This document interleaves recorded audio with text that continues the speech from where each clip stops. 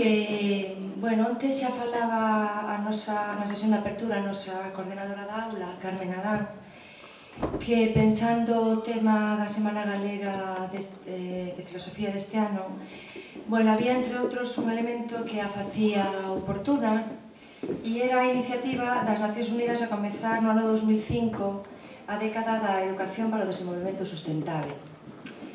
Hai outro elemento que sempre he considerado a hora de deseñar este encontro.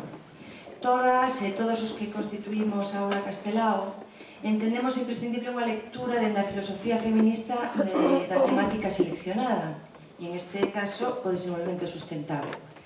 Bueno, e por último, este ano é especialmente relevante pensar a natureza dende o prisma ecolóxico e histórico. Bueno, a elección foi rápida, entonces pensábamos temos que contar con Alicia Puleo.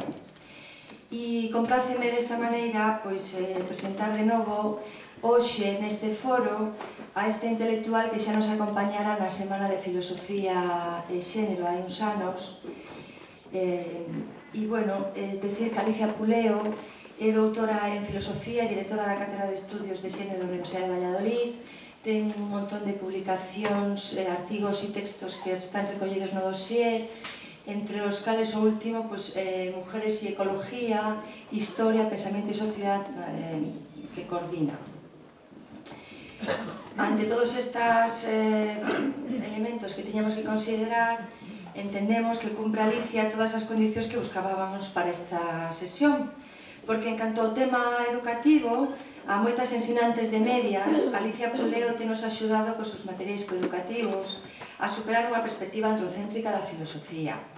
E aportounos tamén uns imprescindíveis materiais de apoio para o que fora o proxecto da materia de ESO, papéis sociais de mulleres e homes. E no que fai referencia aos estudios de xénero e ecoloxía, leva anos publicando artigos e libros onde aposta por unha mirada feminista coa perspectiva dun ecoloxismo crítico. Procede para isto de unha ética ecolóxica que analiza as dinámicas insostíveis da sociedade de consumo e as posibilidades que dá a crítica feminista a unha nova interpretación da natureza que debe aportar unha alternativa superadora de dualismos opresivos cara a unha sociedade sustentable. Por todo isto é evidente que para min é un honor presentala e contar con ela hoxe aquí. Gracias. Bueno, muchas gracias por la presentación. Buenos días. Pues en primer lugar quiero agradecer la invitación a Carmen Adán, porque realmente para mí es un gusto muy grande y también un reto el estar aquí y poder comunicar algunas de las últimas reflexiones que he tenido en torno a esta cuestión de la crisis medioambiental y de una educación que nos ayude a alcanzar una sociedad sustentable. Y espero que en el debate, aunque ya me han avisado que hoy va a tener que ser un poco corto, pero espero que en el debate podamos tener este diálogo que siempre es para mí tan importante.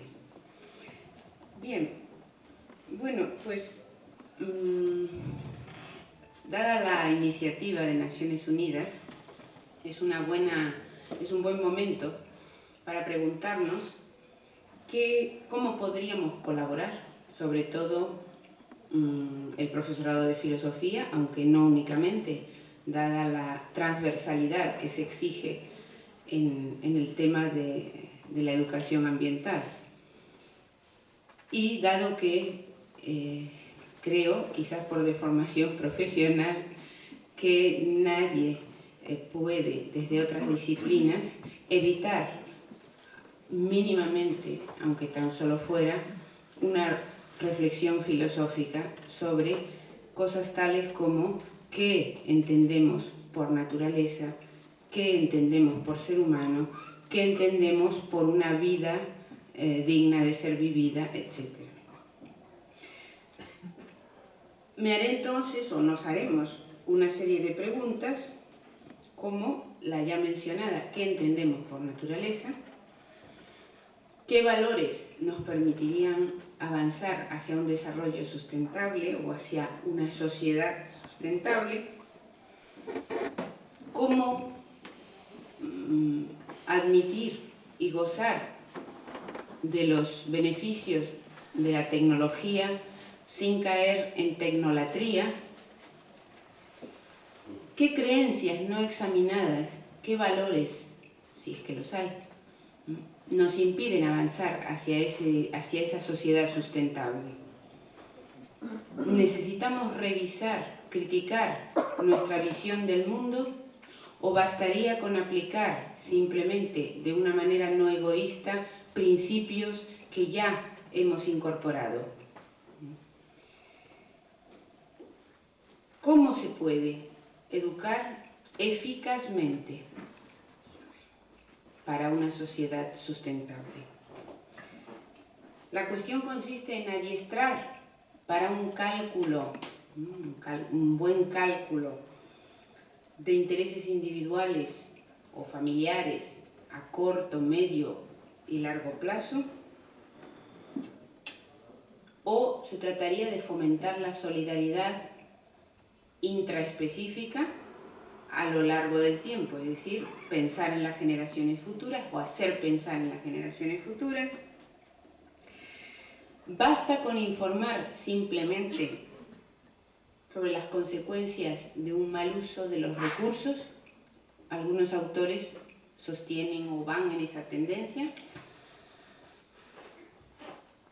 Habría que incluir, y ya se está haciendo, una reflexión solidaria con poblaciones del tercer mundo que están siendo en este momento ya las primeras víctimas de la crisis medioambiental.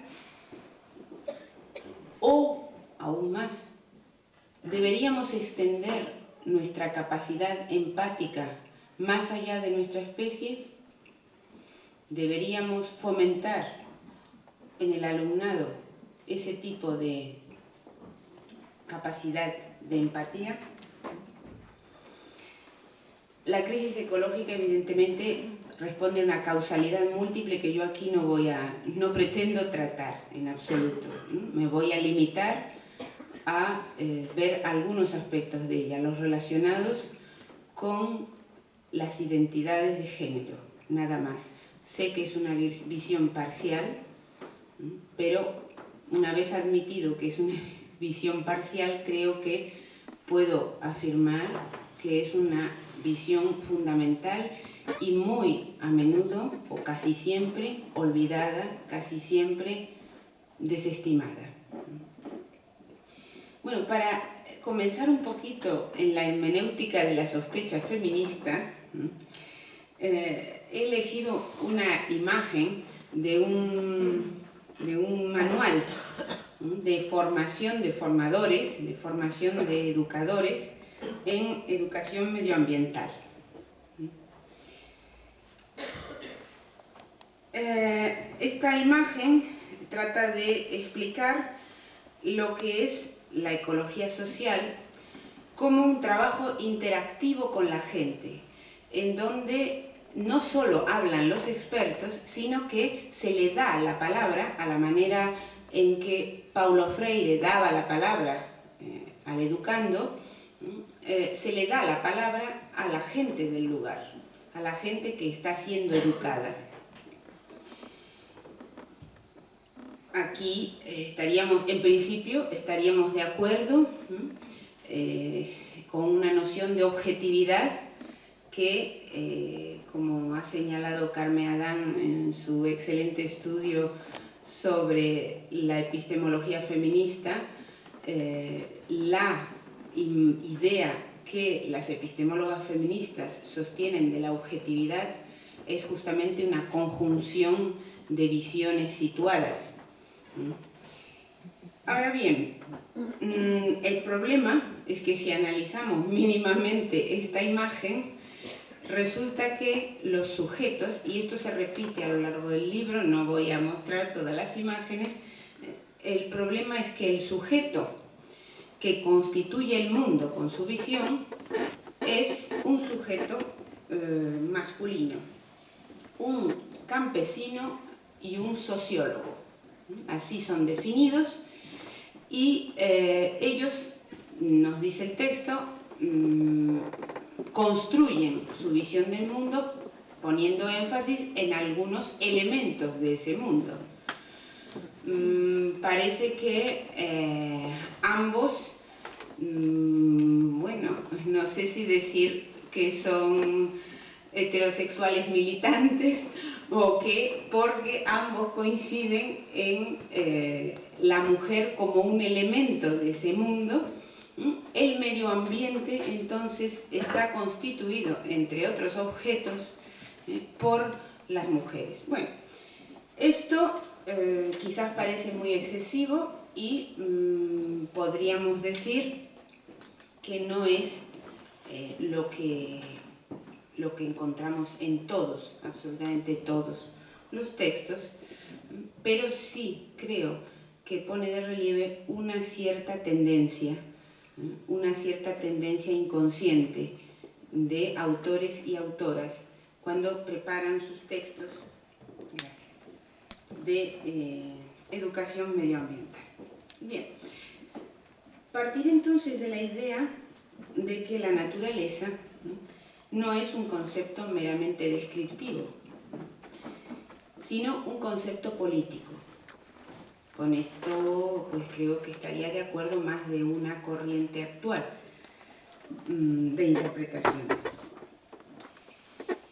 Ahora bien, en el par de opuestos naturaleza-cultura, naturaleza designa la parte inferior, tradicionalmente, la parte inferior, la que no tiene finalidad en sí misma, la que carece de sacralidad o de dignidad, por lo menos en la tradición occidental, lo que es medio para un fin que le es externo, lo que está sujeto al devenir cíclico, lo que carece de historia y de progreso, y lo que puede ser apropiado por el hombre racional e industrioso.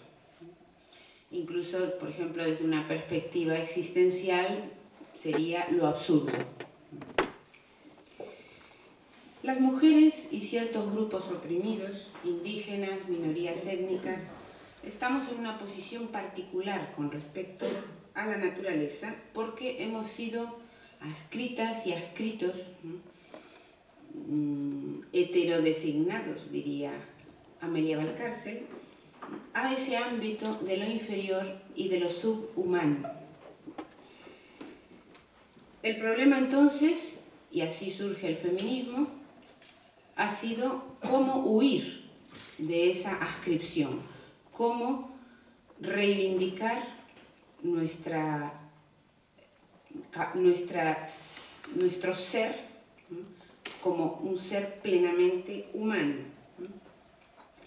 De manera similar, las teorías de la descolonización, por ejemplo, Fanon, Memmi, han mostrado cómo en la relación colonizador-colonizado, el colonizado era naturalizado y el colonizador idealizaba su autoconciencia, justamente adjudicándose todas aquellas cualidades que se le negaban al colonizador.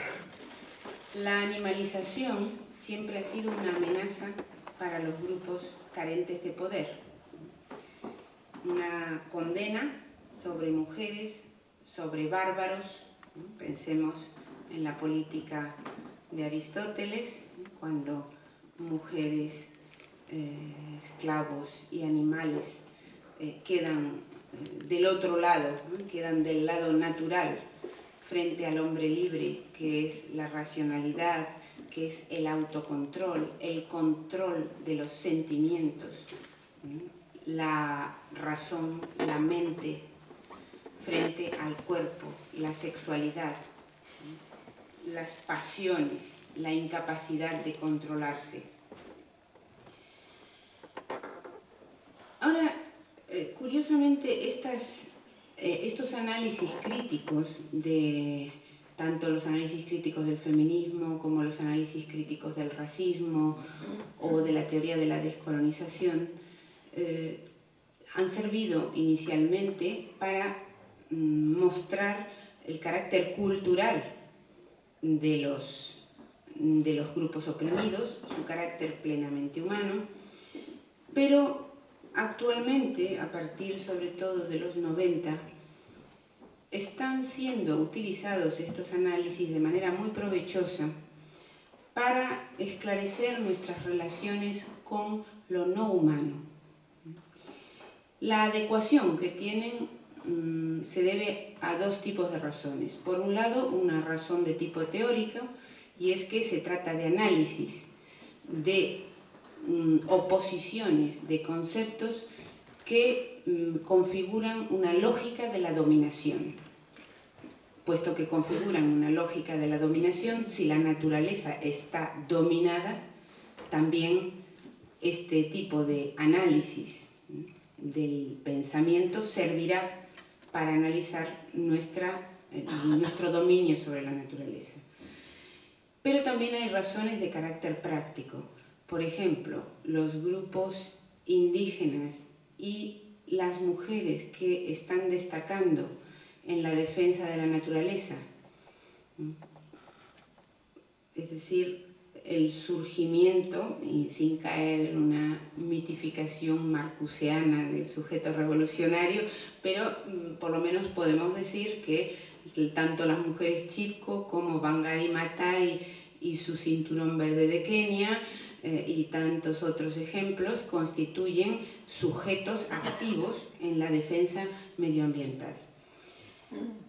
Por otro lado, algunas teóricas ecofeministas señalan una cierta similitud entre las mujeres y los oprimidos en cuanto a un self, un sentido del yo más cercano y más abierto, al menos estadísticamente vamos a decir, a lo no humano, a lo que llamamos naturaleza, y una tendencia o una capacidad más desarrollada históricamente de asumir una actitud de cuidado. Bien, podríamos decir que de todas maneras las mujeres, con todo este cambio tan grande que ha habido